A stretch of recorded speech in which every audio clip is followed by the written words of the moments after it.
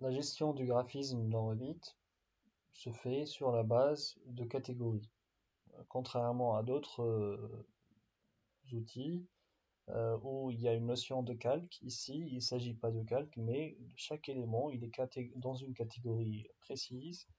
Et lorsqu'on veut gérer l'affichage au niveau du masquage ou de l'affichage ou au niveau du pochage, au niveau du graphisme de chaque élément, on doit avoir une certaine interface.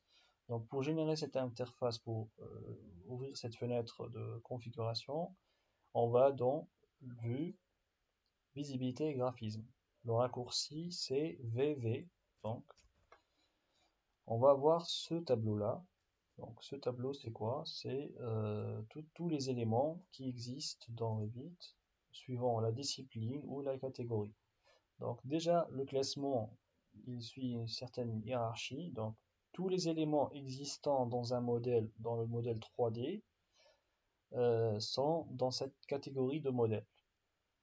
Les éléments qui existent en 2D suivant une vue particulière ou une autre existent dans la catégorie d'annotation. Et après, il y a les modèles analytiques qui sont généralement destinés à la simulation, soit simulation de structure ou d'études énergétiques ou climatiques par rapport au bâtiment. Donc, tout ce qui est simulation et modèle analytique sera dans cette catégorie-là. Après, il y a les éléments importés, les formats importés, soit DWG ou autres. Et puis, il y a les filtres. Bon, ça c'est une option un peu plus avancée qui permet de filtrer le projet ou les éléments suivant un caractère ou un paramètre particulier.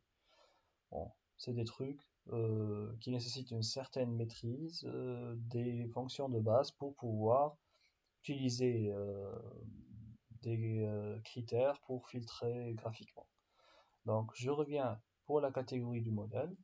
Donc on a la possibilité donc de changer en fonction de l'élément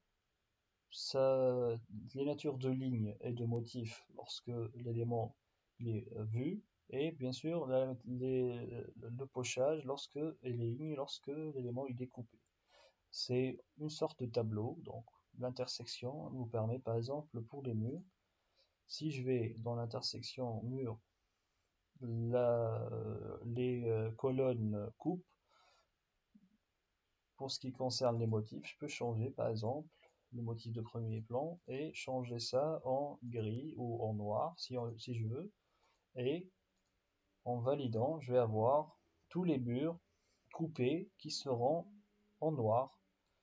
Donc avec un pochage uni, alors que les murs qui ne sont pas coupés seront sans pochage, d'une manière plus ou moins claire. Donc voilà le principe. Il faut toutefois euh, distinguer entre le pochage par catégorie, donc le graphisme par catégorie, ou bien le graphisme par matériau. Donc si un élément, donc le pochage ou le graphisme d'une manière générale par matériau, c'est le graphisme par défaut dans un modèle Revit.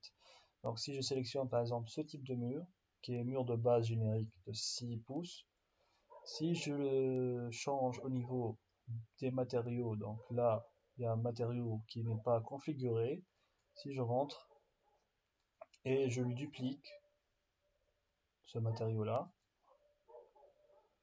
pour créer un matériau propre à mes besoins. Donc là, je vais dire 6 pouces, juste pour voir un peu.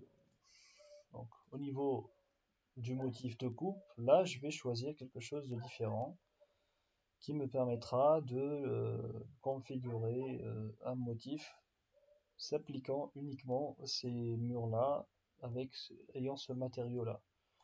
Donc là, je vais choisir par exemple un motif de brique conventionnel, une couleur noire, et je vais appliquer ça. Et ça va s'appliquer sur tous les murs de ce genre-là.